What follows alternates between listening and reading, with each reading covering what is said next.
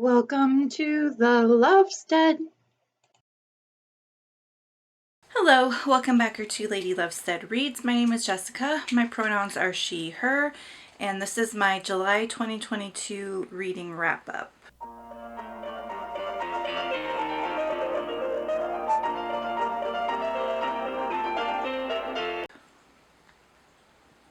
I matched my cat today. We are both gray. So I don't have any stats for you for July because August has been a pit of despair and life is chaos right now, which, as I've said before, that's kind of my brand. So we're just gonna pull up the old Goodreads and take a look at what I read and just talk about them. Okay? Yep. The first book I read in July was Starfish by Lisa Phipps. This is a middle grade contemporary, and it's actually a book in verse, which I didn't realize when I picked it out. This was the first book we have read for my Middle Grade Appreciation Society, which is a book club that I have started.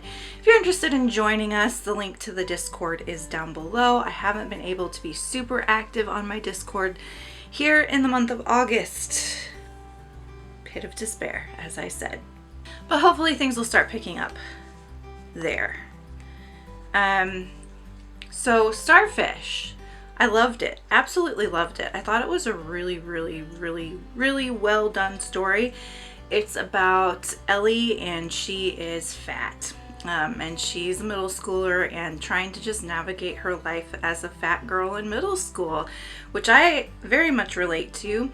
I have always been fat myself, and the way that the author illustrates the family dynamics in this was really excellent. The way that she illustrates the way Ellie feels about her body and her existence. And one thing that I can say that kids have now is I feel like the world now is a little less hostile to fat bodies than it was 30 years ago. There's more of a push towards like body acceptance and, you know, body diversity and that kind of thing. And I am hopeful that, you know, fewer kids will have to deal with the kind of pain and trauma and suffering that those of us who grew up in an era without this attitude shift dealt with. But it is still there. I mean, that bullying is still there. The system-wide, you know, discrimination against fat bodies is still there. But this story in particular is focused on this one child's just journey with her body. And she does end up going to counseling, and the counselor is pretty wonderful and really helps her see that like she's not defined by her body, and that she gets to choose how she defines herself. And that definition of self doesn't have to be based on what her body looks like. And the process of learning how to stand up for herself, she has a mother who's just absolutely abhorrent and really is discriminating against her own child for being fat. And so we get to see Ellie kind of stand up to her mom and what that process looks like. And it's heartbreaking. I wish that nobody had to go through this, but it is a reality for a lot of people. And I think that this book could be a good catharsis for folks who maybe don't ever get to have that kind of moment with their parent where they do stand up to them and they do just tell them, you know, the way you treat me isn't okay. We can kind of experience that through Ellie and have like a sense of healing in experiencing her story, even for those of us who maybe didn't get to have that resolution in our own lives. It can be a healing experience to read about it in this story. And I really think that a lot of middle grade, when you read middle grade as an adult, especially when you read like contemporary middle grade that's dealing with some hard-hitting issues, it really does open up an opportunity for healing past trauma and healing from things that have happened in our childhoods, because we get to experience through these books closure that maybe we didn't have as kids. We get to experience maybe a sense of safety that we didn't have as kids, of acceptance that we didn't have as kids, a sense of like family support networks that maybe we didn't have as children. And I know that for me, that's one of the big reasons why I am so drawn to middle grade, and why certain middle grade stories like Winter House and others just always feel like safety to me, and they always feel like coming home, because those stories are providing me something that I was never provided as a child. And so it's fulfilling a need in me. And I think that adults reading middle grade is a really powerful thing, because it can be healing in that way. And it does make me sad when there are adults out there that are like, oh, it's middle grade, it's, you know, not going to do anything for me, when in fact it can be a very powerful experience. So that was Starfish. Next, I DNF'd Chouette by Claire Oshetsky.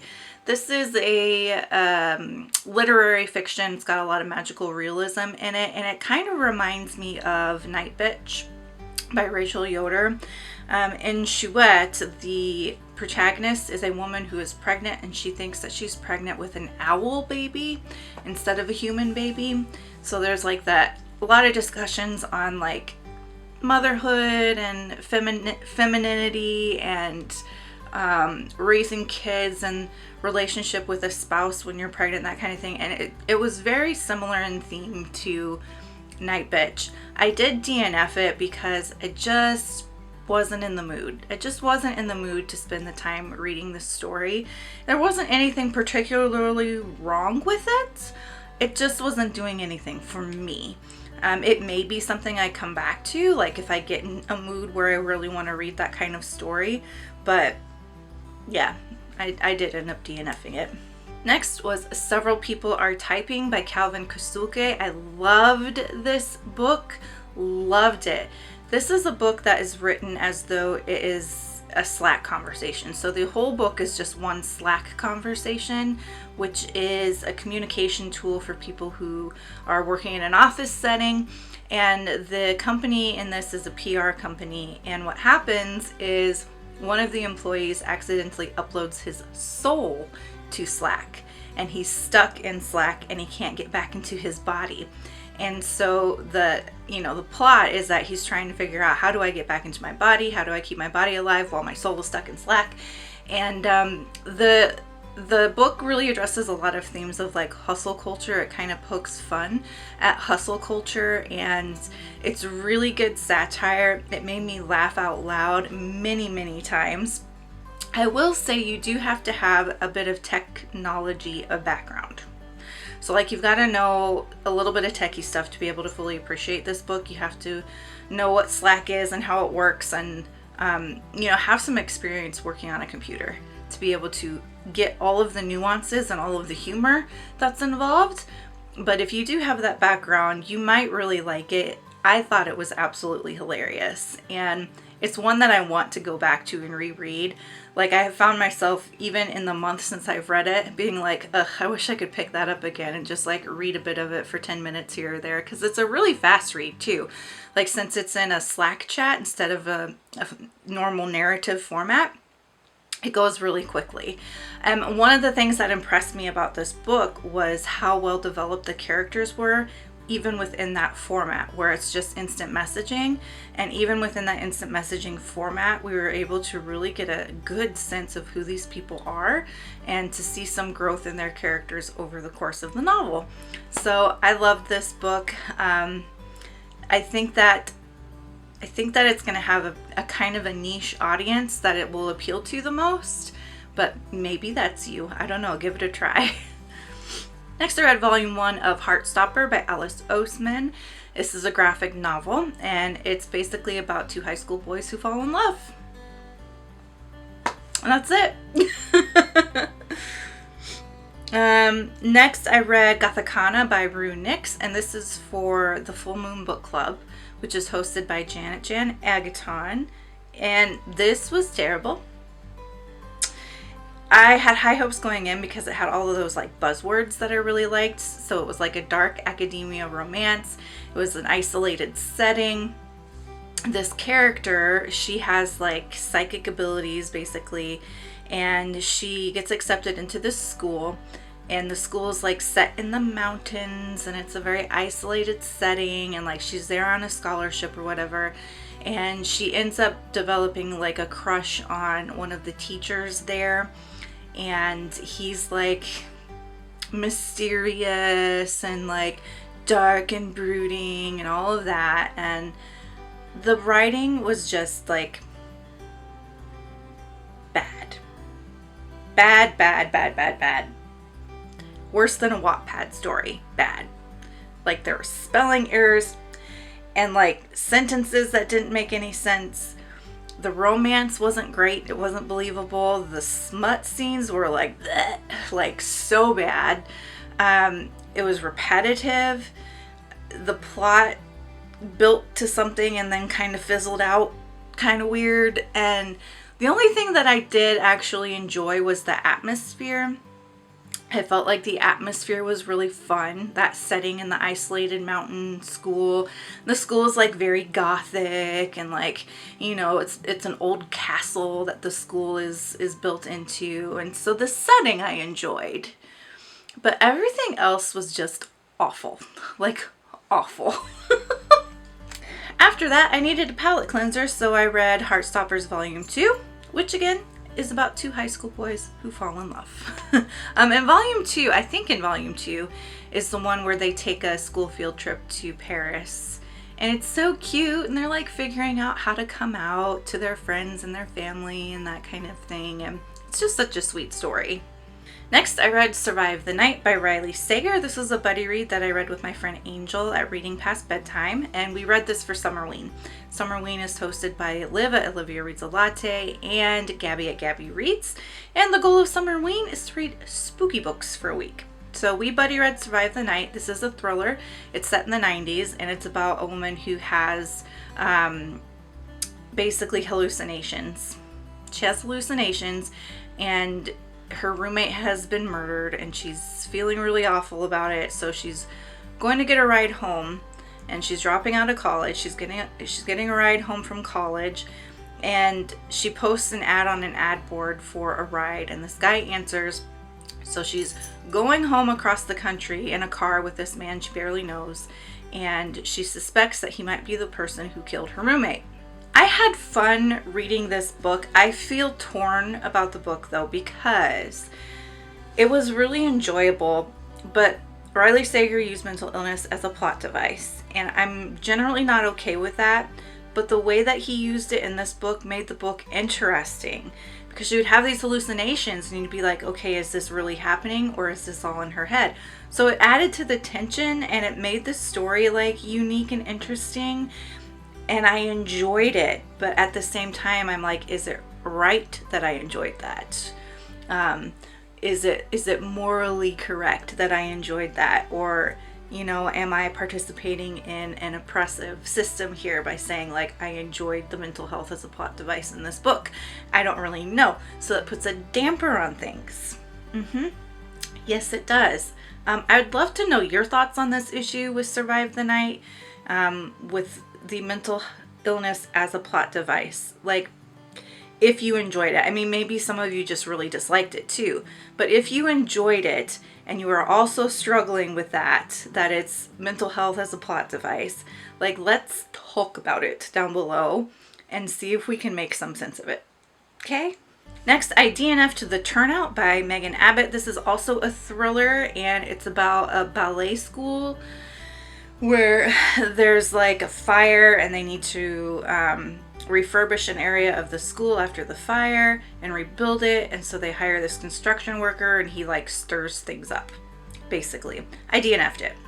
And I DNF'd it because the author was sexualizing young boys, like boys younger than 14 years old, sexualizing them and making it like, ooh, there's tension between this 40-year-old woman dance teacher and her 12-year-old student.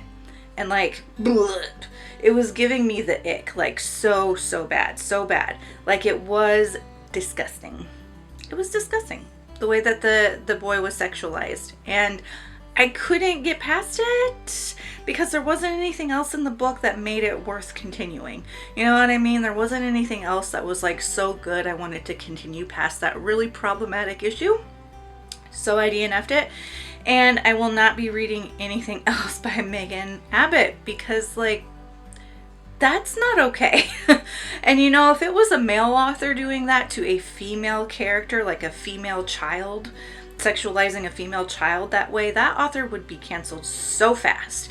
But I haven't heard anything about Megan Abbott as a problematic writer from NE1. So I'm telling you, I think Megan Abbott is a problematic writer. All right, the last book that I read in the month of July was another thriller. It was a YA thriller called This Is Not the Jess Show by Anna Carey. And this was a book that was recommended to me by Angel at Reading Past Bedtime as part of my anniversary video where I had friends recommend me books to read. I will link you to that video up here. And in this book, it is set in the 90s and Jess is the main character. She's a high school teenage girl. And, you know, it starts out with the normal, like, teenage drama. Like, do we like this boy? Do we like that boy? Are you going to go to the dance? Like, all that. But then one of Jessica's friends has an iPhone in her backpack. And it's like 1995 or something like that. Years before the invention of the iPhone. So we get to go on this thrilling adventure figuring out what the heck is going on. And I really enjoyed this. I think this would be a really fun story to adapt to film, whether it's a TV show, a made-for-TV movie, or a feature film. I think that would be such a fun book to read or to watch as a film on a screen, because it's boom, boom, boom, non-stop action and adventure. I really liked it. Did it change my life or my worldview? No. Did it entertain the heck out of me for a couple of days? Yes, it absolutely did. And, you know, books don't have to be life-changing to still be considered fantastic. They can just be pure entertainment, which this book absolutely was. And I am going to read the sequel because there is a sequel. I really want to know what happens with these characters and where they go from here, because they're kind of on the run. Kind of a little bit on the run still. And that was that book. Liked it a lot. That was my July. Have you read these books? Let me know down below if you have read them, what you thought of them. And if you just want to let me know that you are here, go ahead and leave me. I should really plan this in advance, shouldn't I? A starfish. Leave me a starfish emoji, because I think my favorite book from July was Starfish, with several people are typing as a close second, and probably This Is Not the Jess Show in third. So leave me a starfish, and until next time, make sure that you continue to read good books, drink good coffee, take care of yourselves and each other. Bye!